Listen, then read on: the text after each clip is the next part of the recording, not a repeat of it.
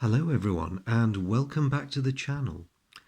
Today I'm going to do something a little bit different, and it's in response to a suggestion I received some time ago that rather than focusing purely on games, I should devote part of this channel to ships, warships particularly. And this is fair enough because I'm one of these lucky people who gets to work with historical material pertaining to warships in his day job. I love researching them, I love talking about them. But while the suggestion was really flattering and something that interested me a great deal, um, my only worry is that there's a lot of really, really awesome YouTubers out there, excuse me, already who are covering warships in great, great detail. And the other worry I had was that being a tiny bit of a technical dunce, I wouldn't be able to produce the kind of videos that would do these warships justice. So, those of you who know my channel well will know that you don't get any snazzy special effects or anything like that. No 3D graphics here because I'm afraid it's all very much old-fashioned brass tacks kind of a thing. So there was that slight worry too. But as I thought it over, I came to a sort of compromise notion, which was that it would be great fun whenever I happen to review a game that has a significant naval element or is entirely a naval warfare game, that I pick maybe one or two significant ships represented in the game and just talk very generally about them as entities, but also have a go at picking apart how the game portrays them and whether I think that this portrayal is fair. So essentially, what we have is the very first episode of what I'm going to call my Ships of War series. And I'm just going to make this first episode, see how it runs, see if there's any traction in it. So anyway, without further ado, as you all know, if you've been following my channel, the last game I reviewed was the really, really excellent war game Remember the Main, which dealt with the Spanish-American War of 1898. And that game has a really huge naval element. In fact, it's fair to say that the war cannot happen without reference to the naval side of things. So it's very important to cover this. And so, with that in mind, I have selected what I regard as the two most significant ships on either side. Now, what I mean by that is going to need some qualification because I'm not necessarily talking about the most powerful ships on both sides, but necessarily, but also the ships that commanded the most prestige because of their size, their perceived importance. Battleships, of course, always carry a significant political weight as well as a combat factor or two. So, I am going to look at the Spanish battleship Pelayo and compare her to the USS Iowa. Now, I've chosen Iowa because she was the most modern battleship in the US battle line. She was completed in 1897, so by the time the war rolls around, she's had enough time to get worked up for the most part, and is a fully operational fleet unit.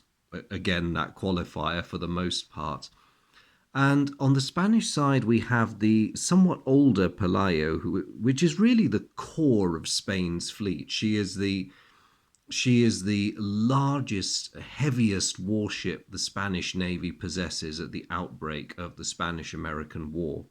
So, how do these two measure up to each other? Now, in the game, just a reminder of what all the factors mean, moving from left to right, heavy gun factors, light gun factors, hull strength or endurance, let's call it that, and lastly, speed rating. So looking at this, the US ship appears to have some notable advantages. Heavy gun rating is 5-2. Light gun rating is 1-2, which seems to swing it towards the Spaniards.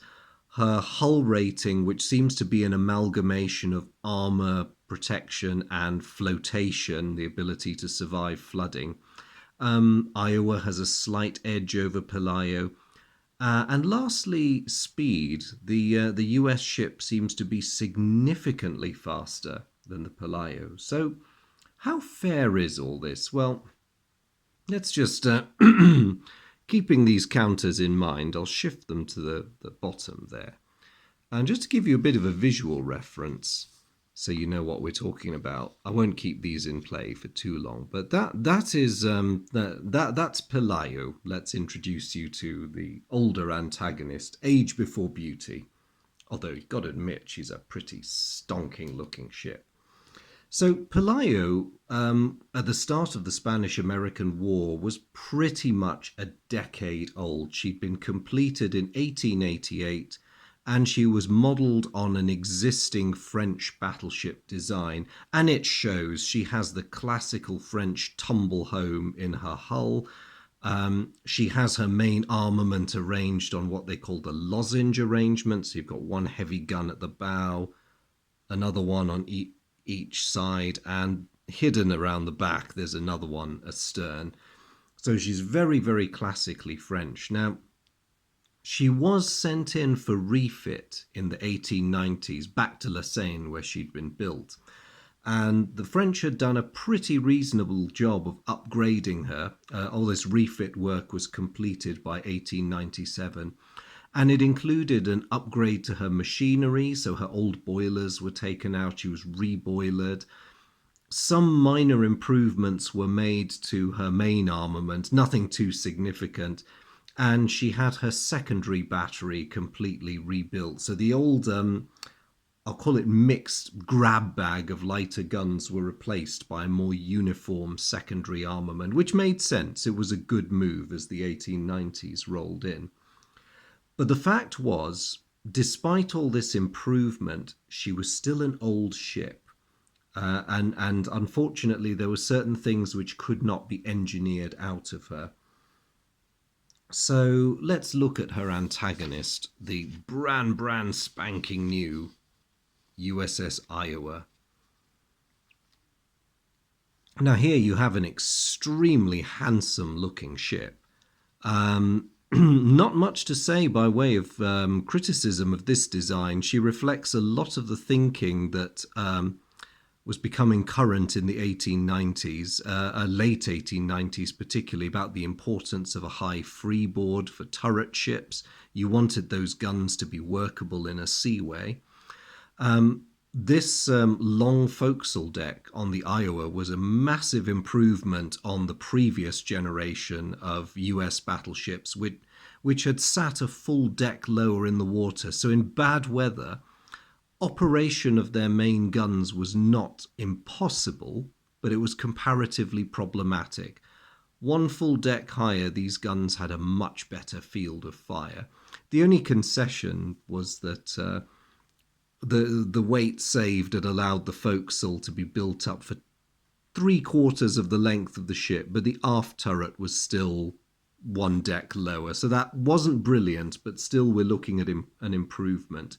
Her secondary guns were mounted in twin turrets, 2 per side, and they had a very good field of fire as well. In fact, it's interesting to compare. You can't see her main armament her secondary armament on this photograph, but Pelayo's lighter guns were sprinkled along her hull in individual casemates, whereas the US arrangement represents a much more efficient concentration. Now, they weren't completely free of old-fashioned thinking because, of course, you have her tertiary guns placed in hull sponsons. It's a bit swings and roundabouts. When you're designing a warship, there's that eternal struggle between speed, protection, and firepower. And you sometimes have to make compromises that make sense in terms of keeping the ship's metacentric height at a sensible level. You don't want your ship to be unstable. And while Iowa represented a very balanced, stable, and well thought out design, Pelayo unfortunately carried a lot of the baggage that similar French vessels carried in terms of a great vulnerability in terms of her stability state and how that could be worsened through battle damage. So she was beautiful and impressive, but in some important respects she was flawed from the beginning. So what I'm going to do to start with is let me see, let me put them like this. Then I can zoom out just a little bit and I can talk through some of the comparison points. There we are, that's better. So, recovering my little ship counters, which I seem to have lost. Ah, here you fellows are. Great. Just reminding ourselves what the ratings were. I'm going to start by talking about the flotation rating. So the Iowa has 8 and the Pelayo has 7. I think this is fair. If we're talking about a overall ability to resist flooding, a lot had changed in naval architecture between the 1880s and the 1890s.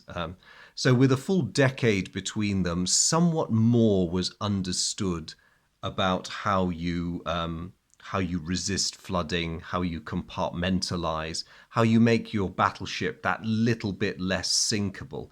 Now, this doesn't mean the United States possessed all the answers. In fact, nobody did in the late 1890s. But generally speaking, ships built in the late 1890s, particularly warships, had a noticeably better ability to resist flooding damage than ships built a generation earlier.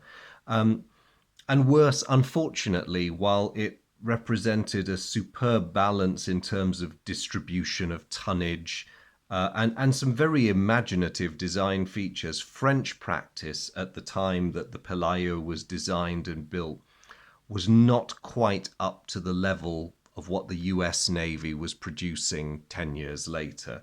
So I think there's a fair disadvantage that's been built into the Pelayo. There's also the question of armor protection, which is also folded into the hull ratings. Now, when you look at the thicknesses quoted at the time, both ships seem to be almost identically armored, but those base numbers conceal some important differences. And to elaborate on this, I'm going to call on a good friend. Well, I never met him, but I regard him as a good friend. None other than Fred T. Jane of Jane's Fighting Ships. Now, it's not that well known, but when Jane's produced these lovely illustrations for fighting ships, they were in fact for Jane's naval war game. That was the original purpose of Jane's Fighting Ships, to provide a theoretical system whereby modern warships could be tested against one another. And that's what you get these little ratings down the side for, those ratings for gunnery penetration and gunnery penetration and armor are all to do with the naval war game. Another health warning, there are a few health warnings with Jane's, but one that's very important is that those who are familiar with the publication will understand instinctively that these numbers here represent compartmentalization. They're not a true-to-life representation. It is actually a theoretical figure based on how difficult the ship is to sink. In the naval war game, as the ship suffers flotation damage, you cross these off. And interestingly enough, I feel a little bit vindicated by this. If you look at Pelayo, her hull is subdivided into 13 compartments, whereas the Iowa benefits from 14. So I think Jane and I are probably thinking along similar lines here in terms of the differences. And you can also see, because there are some handy cross sections here around the midships area, you get a sense of the fact that both ships have the usual sort of cellular subdivision. But look at these wing compartments. Although the First World War was to cruelly expose the inadequacies of this generation's protection, and you look at that, there is nonetheless some limited defense against flooding.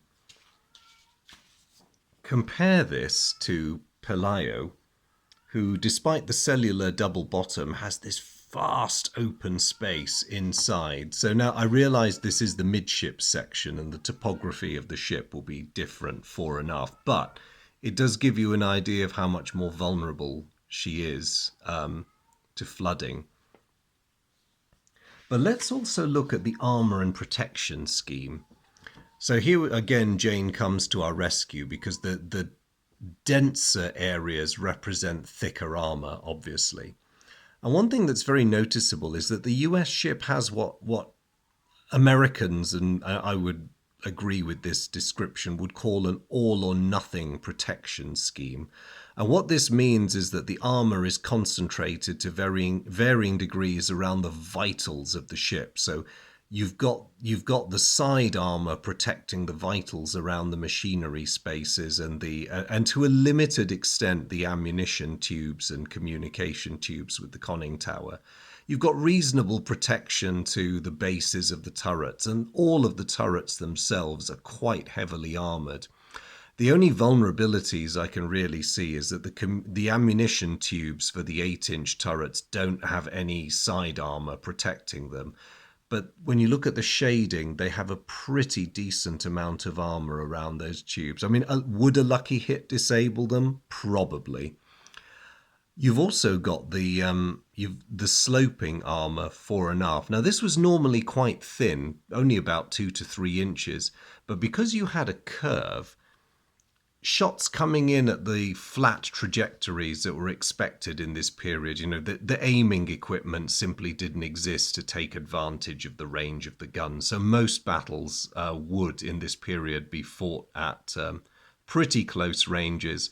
And at flat trajectories, even heavy shells would generally bounce off that armor without doing too much harm.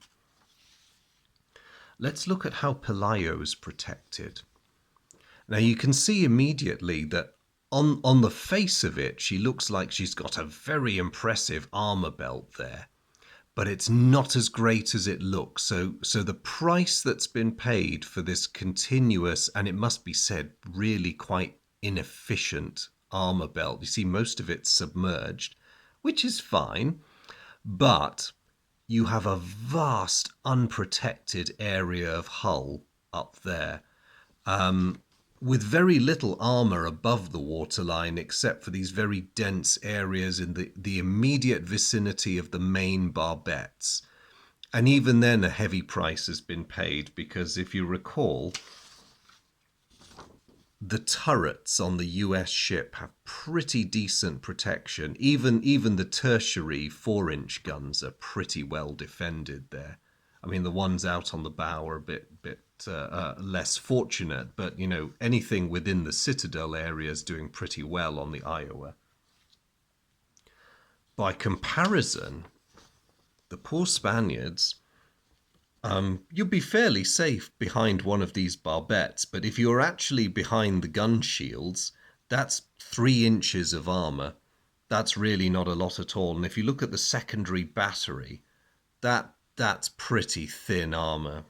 I mean, Harvey new steel, admittedly, but it's still only 3 inches. And those communication tubes passing 2 or more decks and completely vulnerable to heavy gunfire and possibly even to splinter damage, given that they are that thin. So the Pelayo, for her very impressive outward appearance, is a much more vulnerable ship than the Iowa. There's a lot of weakness in there. The other problem, and I've touched on the fact that the battery was plated with Harvey steel, but every other bit of armor on the Pelayo consisted of old-style Crusoe steel from the 1880s. Now, Crusoe armor plating, steel armor, in the 1880s was very good for its day, but things changed a great deal, and the invention of the Harveyizing process and the introduction of Harvey nickel steel faced armor meant that you now had an armor that was much better than the plain steel armor that had been produced a decade previously. And what it meant was that even though you can rattle off impressive figures like, oh yes, the Pelayo's amidships belt is 16 inches, her barbette armor is 16 inches. That doesn't really cut the mustard so much anymore. The 10-inch Harveyized armor protecting the conning tower on the Iowa was easily as strong, if not stronger, than the thickest Crusoe steel armor on the Pelayo. It was simply better. It represented the improvements in metallurgy over the previous decade. So when you consider that, some of the Iowa's armor was up to 14 inches thick, particularly on the thickest part of her belt and her turrets. You you can't simply compare 14 inches of Harvey to 14 inches of Crusoe. The stopping power of Harvey armor is much greater than the Crusoe armor.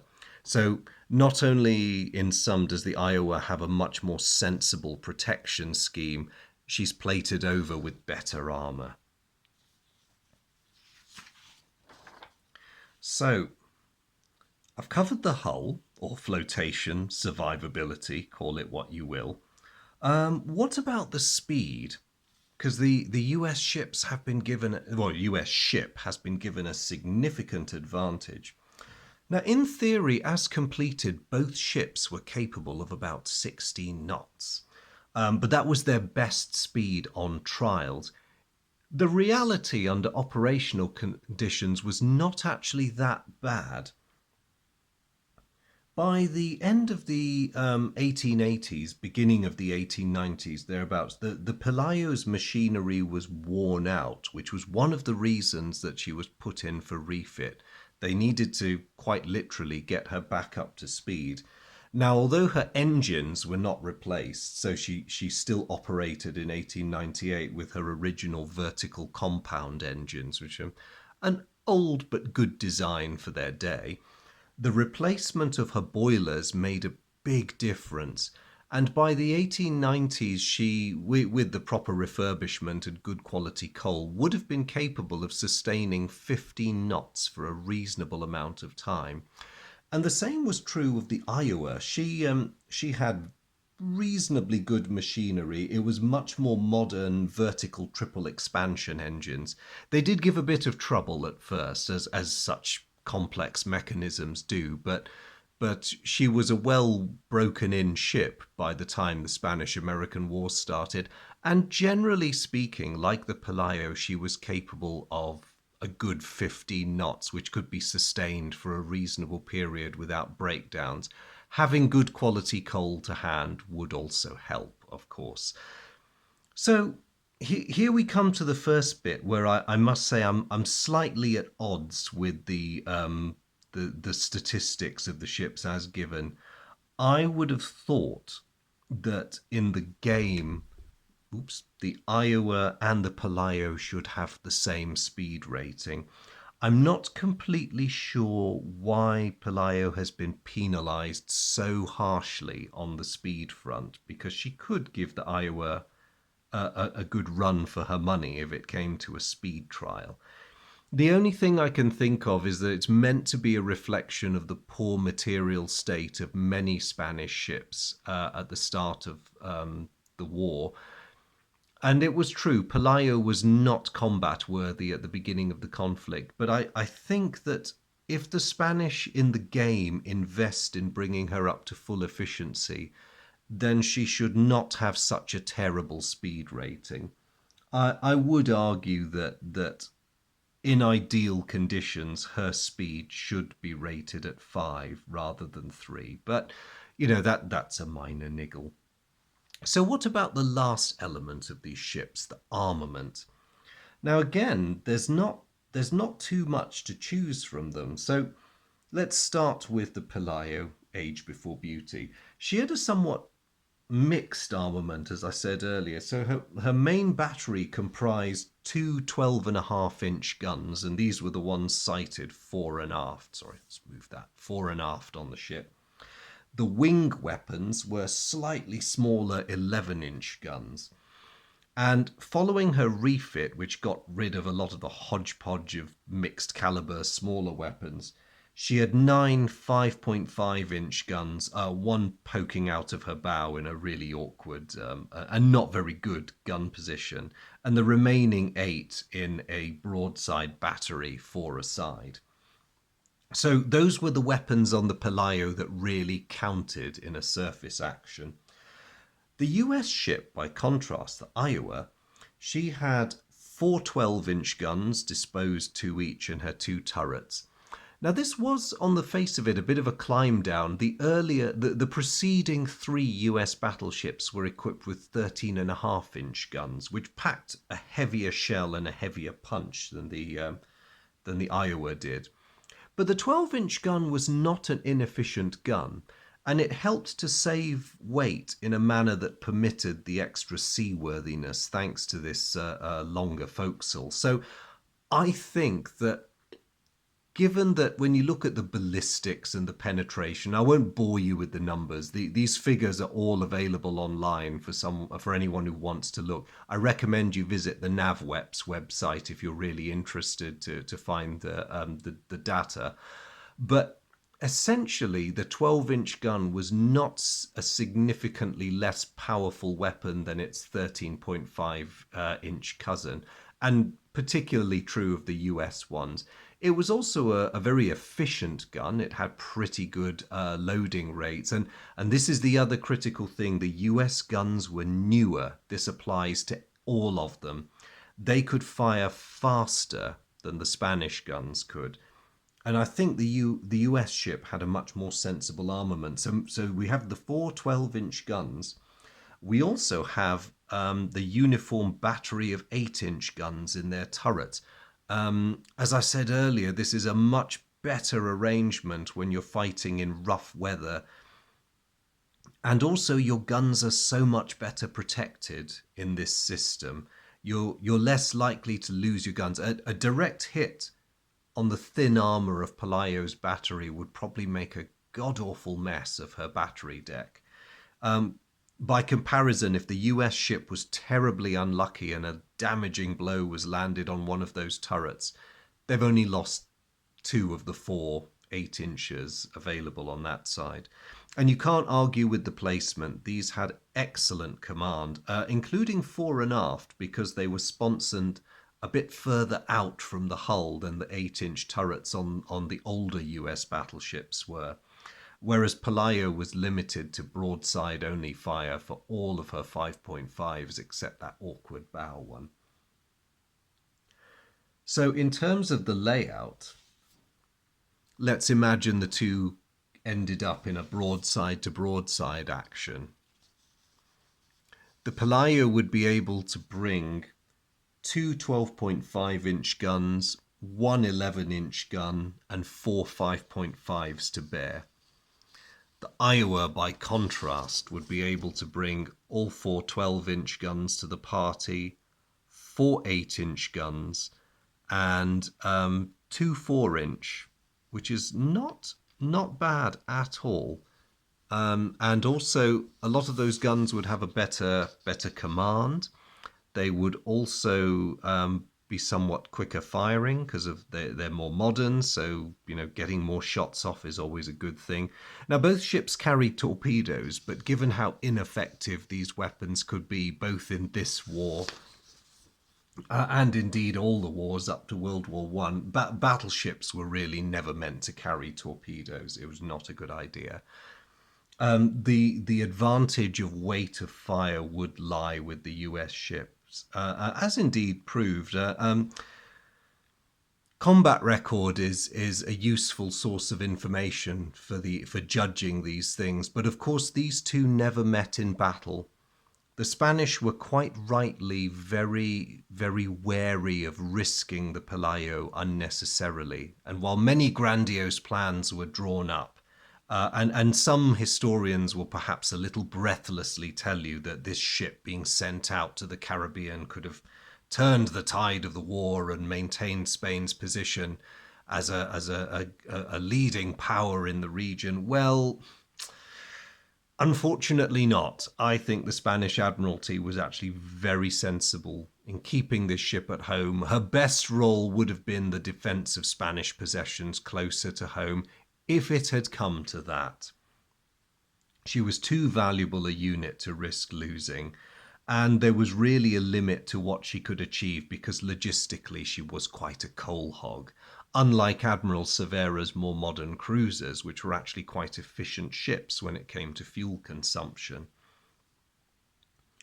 The Iowa was at the Battle of Santiago Bay, but she was not seriously tested in that action. She was engaged by the Spanish ships, but none landed a convincing hit on her. So, really, it's difficult to say how she would have performed against Pelayo in an action. I suspect she would have won. But how is this reflected in game terms? What are the likelihoods? Now, we can see that the US is very generously given a 5 for their heavy gun ratings as against 2 for the Pelayo. Now, I don't think that would be a correct rating if we were only looking at guns larger than 10-inch, because although the US had an edge in efficiency and uniformity of gun caliber and all the rest of it, a lead of 5 over 2 would probably be a bit unfair. However, I think what's happened here is that the designer has probably taken 5 or 6 inches as the primary versus secondary benchmark, which means that the very efficient and quite long-ranged 8-inch guns are very powerful too. These had good penetrative power. They've been folded into the US total for heavy guns. And if you look at it that way, the rating of 5 makes a lot of sense. I think that's fair. The Iowa had the ability, in theory, accuracy in this period is another matter, but in theory, she had the ability to stand off somewhat and get the better of a ship like the Pelayo in a long-range engagement. And if we take that benchmark of say 5 or 6 inches smaller and smaller as being the basis for the rating of secondary guns, it makes sense as well, because when you get below the 8 inches, yes, the US battleship had a lot of light quick firers for dealing with torpedo boats, but the smallest guns she possessed that would have had any hope of penetrating a battleship's armor, its weaker armor, I should say, or doing it any harm at all, were the 4-inch weapons on this ship, of which she only had 3 at best per broadside. So I can understand the rating of 1 there. Now, the Spanish, of course, do better because following the upgrade, she had her uniform battery of 5.5-inch guns. Those did pack a punch. They were modern weapons. They were 1890s guns, so they would have enjoyed a somewhat faster rate of fire. And had it come to a contest between close-range weapons only, if everyone was being a gentleman and switching off their bigger guns, not that that would have ever happened, then the Spanish ship would be at an advantage. So the rating of 2-1 is quite fair. So there we go. I think I've probably said enough about these two ships. I know I've been prattling on for about half an hour about how wonderful they all are. So I'm going to leave it at that. I hope you have enjoyed this first of what I hope will become the Ships of War series. I'm going to save this video in the Remember the Main playlist, but I'll also put it in a new Ships of War playlist, and we'll see how we get on.